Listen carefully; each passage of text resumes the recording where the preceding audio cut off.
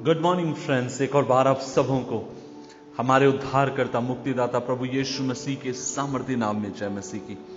अजीजों, क्या आप इस बात को जानते हैं कि आपका मेरा परमेश्वर आपके ऊपर, मेरे ऊपर अपने चित्त को लगाने वाला, अपने मन को लगाने वाला परमेश्वर है। आज के मनन का भाग हमने लिया है निर्गमन की किताब, बुक ऑफ एक्सोडस, चैप्टर 16, 16 अध्याय, उसकी 29 आयत 29 लिखा है, देखो यहोवा ने जो तुमको विश्राम का दिन दिया है, इस कारण वह छठे दिन को 2 दिन का भोजन तुम्हें देता है, इसलिए तुम अपने अपने यहां बैठे रहना, 7वें दिन कोई अपने स्थान से बाहर ना जाए। अजीजों, परमेश्वर का वचन कहता है कि प्रभु अद्भुत तरीके से इजराइलियों को लाल समुद्र को 2 भाग कर कर उन्हें कनान देश की ओर लेकर जा रहा होता है।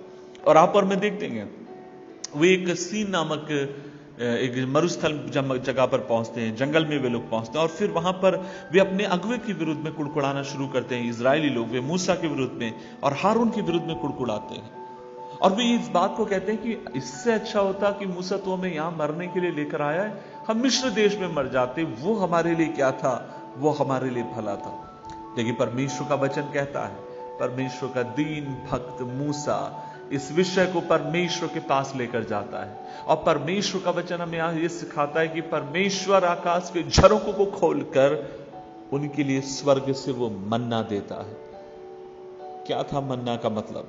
जैसे वे लोग उठाते हैं, वे एक दूसरे से सवाल करते हैं, ये क्या है, what is this, what is it is, और वे एक दूसरे को देखकर कहते हैं। और वास्तव में परमेश्वर का वचन तो आपसे मुझसे कहता है कि मन्ना जो था वो स्वर्गदूतों का भोजन था और परमेश्वर उन्हें उस भोजन को क्या करता है, देता है।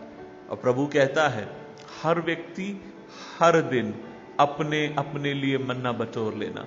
कोई भी व्यक्ति दूसरे दिन के लिए रखने का प्रयत्न ना करना। अगर दूसरे दिन के लिए तुम रखोगे वो सड़ जाएगा। और आप और मैं देखते गए फिर भी कुछ इजरायली लोग लालच करते गए और दूसरे दिन के लिए भी बटोर लेते हैं। और वचन में लिखा है दूसरे दिन जब वे पाते हैं तो उसमें कीड़े लग चुके होते हैं, वह सड़ चुका होता है।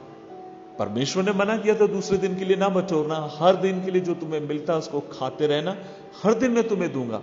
लेकिन एक दिन ऐसा दिन भी आता है जिस दिन परमेश्वर कहते गए सप्ताह के दिन तुम कोई काम ना करना। इसलिए एक काम करना, सप्ताह के दिन का मतलब है यहूदियों का शनिवार का दिन। इसलिए परमेश्वर कहते गए तुम एक काम करना, सप्ताह के एक दिन पहले ही अपने परिवारों के लिए सप्ताह के दिन के लिए भी मन्ना इकट्ठा कर लेना। देखिए शुरू में उसने कहा था अगले दिन के लिए इकट्ठा ना करना और किया तो सड़ गया। लेकिन अगले दिन वो कहता, अगली बार वो कहता है एक काम करना, और वो ये है कि सप्ताह के दिन के लिए अपने लिए, अपने अपने परिवारों के लिए इकट्ठा कर लेना। और जब लोग इकट्ठा करते गए अगले दिन शनिवार को जब देखते हैं तो वो सड़ता नहीं है। अजीजों, ये कहानी आपको मुझसे क्या कहती है? जब इस कहानी को मैं मनन कर रहा था मेरे रोंगटे खड़े हो गए और वास्तव में बहुत अधिक उत्साहित हो गया। क्यों? क्योंकि आपका मेरा परमेश्वर वह ईश्वर है जो आपके मेरे जीवन की छोटी छोटी बातों के ऊपर भी ध्यान देता है। आपका मेरा ईश्वर वह ईश्वर है जो आपके मेरे जीवन की छोटी छोटी बातों के ऊपर अपने चित्त को लगाने वाला परमेश्वर है। अजीजों, यद्यपि वो हमें दिखाई नहीं देता, लेकिन वह ईश्वर है जो पर्दे के पीछे से अपने काम को कर रहा होता है। वह ईश्वर है जो आपके मेरे जीवन के भीतर अपने हाथ को चला रहा होता है। आज मैं एक बात आपसे पूछना चाहता हूं कि आपके मन के भीतर यह सवाल है कि मेरा परमेश्वर मुझ पर ध्यान नहीं देता? क्या आपके मन के भीतर यह बात है कि मेरा ईश्वर मेरी बातों को नहीं सुनता? आज मैं आपसे कहना चाहता हूं, यदि आप एक ऐसी मनसा रखने वाले इंसान हैं, सुने मेरी बात को, ध्यान से सुने। परमेश्वर आपका ध्यान रखता है छोटी छोटी चीजों को लेकर, आपके बच्चों की फीस को लेकर, आपकी गाड़ी पुरानी हो गई और आप कई दिनों से प्रार्थना करें कि प्रभु मुझे एक नई मोटरसाइकिल चाहिए, और परमेश्वर देने के लिए विश्वास योग्य है। बारिश का समय, शायद आप जिस घर में रहते हैं वो घर छूता होगा और आप परमेश्वर से कह रहे हैं प्रभु जी और कितने समय में इस घर में रहूंगा।